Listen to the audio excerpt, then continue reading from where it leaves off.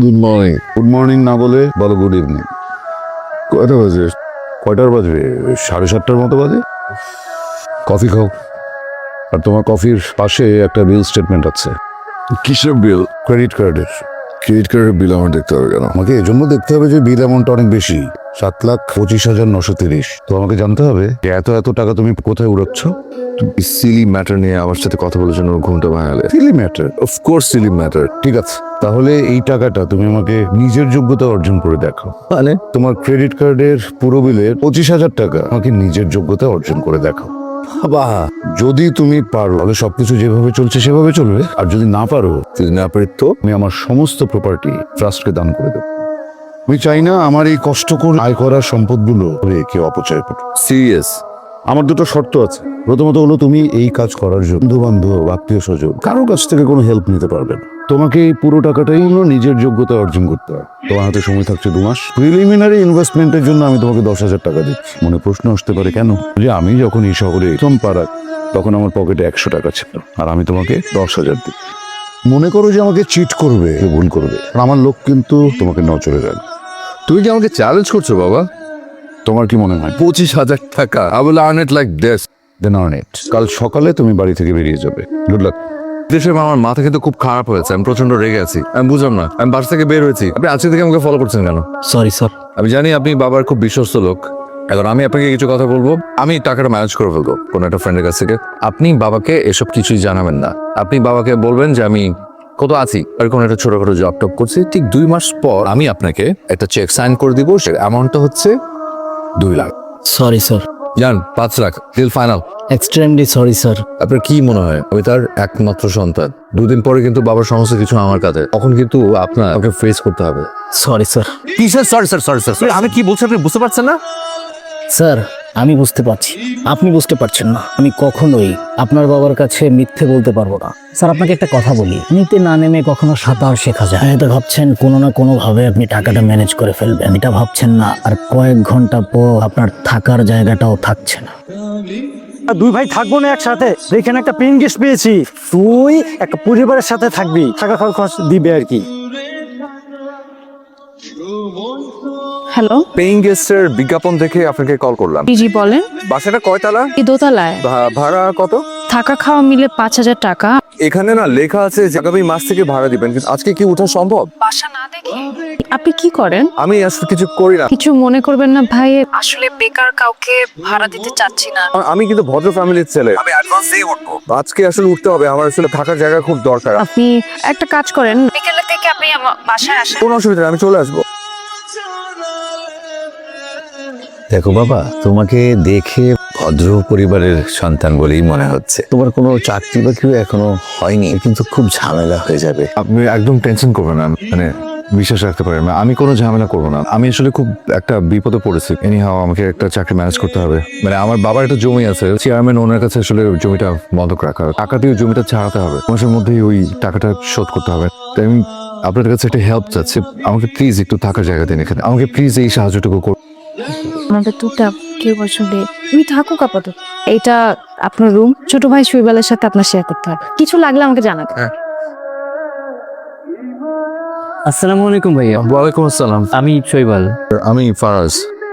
তুমি কিসে পড়ো? ইন্টারমিডিয়েট সেকেন্ড ইয়ারে পড়ি। কই ছিলে, ফ্রেন্ডসের সাথে? না, আমি আসলে 2টা টিউশনই করি। টিউশনি করে তারপর আসলা? টিউশনি করিয়ে আসলাম। আসলে আপু বাসার খরচ এসব সামলাতেই হিমশিম খেয়ে যায়। আমি টিউশন করে নিজের খরচটা নিজে চালিয়ে নিই। ভেরি ইমপ্রেসিভ, তুমি তো অনেক ভালো। তবে একটা কথা বলি, মানি ব্যাগটা ওভাবে বাইরে রাখেন না। কেন? শিশির ভাইয়ের হাত টানি স্বভাব আছে, নেশা করে তো। শিশির ভাইকে? আমার বড় ভাই। তোমার বড় ভাই ড্রাগস নেয়? জি ভাইয়া। ভাইয়া, আপুর রুমে কি করছিলিস? ছোট মানুষ এত কথা কস কি লেগা? আপুর ব্যাগ থেকে টাকা চুরি করেছিস? তোর ব্যাগ থেকে টাকা নিলে কি এটা চুরি কয়? দেখিস, আমি আপুকে সব বলে দিব। প্লিজ ট্রাই টু আন্ডারস্ট্যান্ড, আমার সিচুয়েশনটা বোঝার চেষ্টা করো। আমি রিয়েলি সরি স্যার। আপনার বাবা যদি জানতে পারে স্যার, আমাদের জন্য সমস্যা হয়ে যাবে। বাবা জানবে না, আমি বাসার বাইরে জাস্ট একটা মাসের জন্য কাজ ম্যানেজ করে দাও, আমি জাস্ট টাকাটা নিবো, বাস বের হয়ে যাবো। Sir I can't help you sir. আমি মনে রাখবো এটা। না হারুনকে আমি চিনি না। কিসের ব্যবসা করার জন্য পুলিশ ধরে নিয়ে যায়? স্যার আমি কোনো কথা শুনতে চাই না। তাহলে তো আপনাকে টাকা দিতে। তো টাকা দিবা, তুই কবি তুই শুনতে চাস? আমার পাড়া দিয়ে তোরা টাকা বাই করবো। কি কবি? পুরান গেছে রে, বড় বড় গায়ে হাত তুলছ। তুই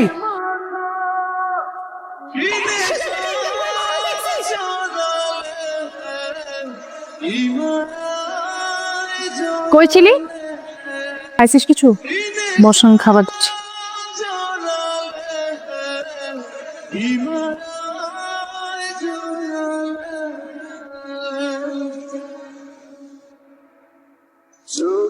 খাবেন? কি মুড়ি আর চা।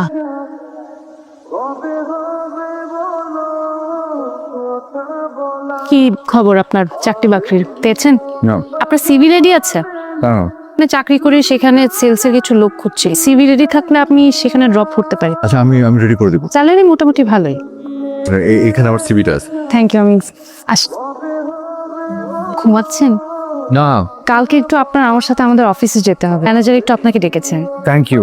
সকালে রেডি থাকবেন। নিশ্চয়ই। শুনুন, চাকরিটা হয়ে গেছে? তাই তো বললো, আপনি নাকি খুব রিকোয়েস্ট করেছেন। বলেছিলাম আর কি। Thank you. একটা কথা জিজ্ঞেস করি, আপনি কিন্তু আমাকে ঠিকমতো চেনেন না, তারপরও আপনি আমার জন্য এতটা কেন করলেন? কেন করলাম? কারো বিপদে সাহায্য করতে খুব ভালো লাগে। যাক, আপনার চাকরিটা হয়েছে, কংগ্রাচুলেশন। চলেন আমি আপনাকে সুপারভাইজারের কাছে নিয়ে যাই।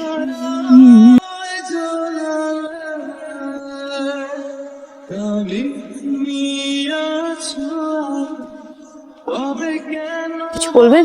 Thank you. কেন? গত মাসেরটা আর এই মাসেরটা মিলিয়ে আমার উপর টাকাটা উঠে গেছে। তো আপনার বাবার জমিটা আপনি এখন ছাড়িয়ে নিতে পারবেন। কোন জমি? হ্যাঁ শৈবাল, বল। বাবা কোথায়? বাবা জানে? বাবাকে কিছু বলার দরকার নেই, তুই যা, আমি আসতেছি। কি হয়েছে? হসপিটালে যেতে হবে। তুমি জন্য কত টাকা লাগবে? তো সাহেব বলেছেন 2 থেকে 2.5 লক্ষ টাকা লাগবে। এখনই দেখতে যে এমসেশনারিটা পে করলে অপারেশন সুন্দর হবে। আমি ওকে ব্যবস্থা করতেছি। শুনুন, আপনি টেনশন করবেন না। এই টাকাটা আপাতত আপনার কাছে রাখা, প্রসিডিউরটা শুরু করে দিন। আমি এই টাকা নিতে পারবো না, না আপনি নিজে বিপদে পড়ে যাবেন। বিপদের থেকে আপনার বিপদটা অনেক বড়। আমি পরে সবকিছু আপনাকে বুঝিয়ে বলছি। আমি ম্যানেজ করছি সবকিছু।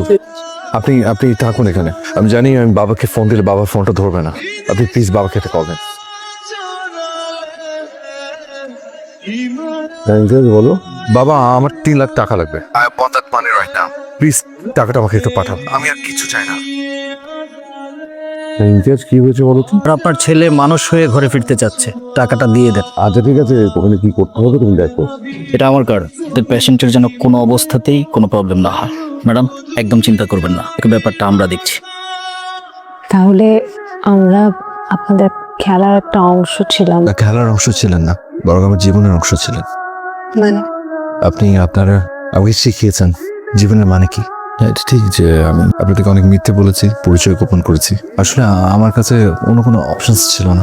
তো এটি সত্যি, আপনাদের সাথে থাকা ওই 2 মাস আমার জীবনের সবচেয়ে বড় শিক্ষা ছিল। আবার যখন আপনাকে দেখেছি, পরিবারের প্রতি আপনার দায়িত্ববোধ, ফ্যামিলি বন্ডিংটা টিকিয়ে রাখার নিরন্তর চেষ্টা, তখন আমি ভীষণ লজ্জা পেয়েছি। তেমনি আবার আপনার কাছ থেকে দায়িত্ববোধ শিখেছি, পরিবারের প্রতি দায়িত্ববোধ। আমার বাবা ঠিকই বলতো, বাপের টাকা নষ্ট করা খুব সহজ, পরিশ্রম করে আর্ন করাটা অনেক কঠিন। বুঝলাম, বড় লোকরা শেখার জন্য অনেক কিছু করে, তবে কিছু মুহূর্ত, কিছু অনুভূতি আমার কাছে একদম সত্যি মনে হয়েছিল। আপনাকে একটা কথা বলতে চাই।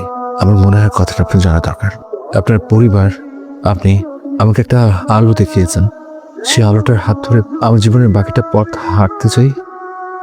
কি? আমি ভালোবাসি আপনাকে। আমি আমার বাকিটা জীবন আপনার সাথে থাকতে চাই। এটাও কি আবার আপনার আরেকটা খেলা? না, এটা খেলা না, এটা ভালোবাসা। 2 মাসে তো আপনি আমার কাছ থেকে অনেক কিছু শিখেছেন, সামনে না হয় আরো অনেক কিছু শিখিয়ে দেবো আপনাকে।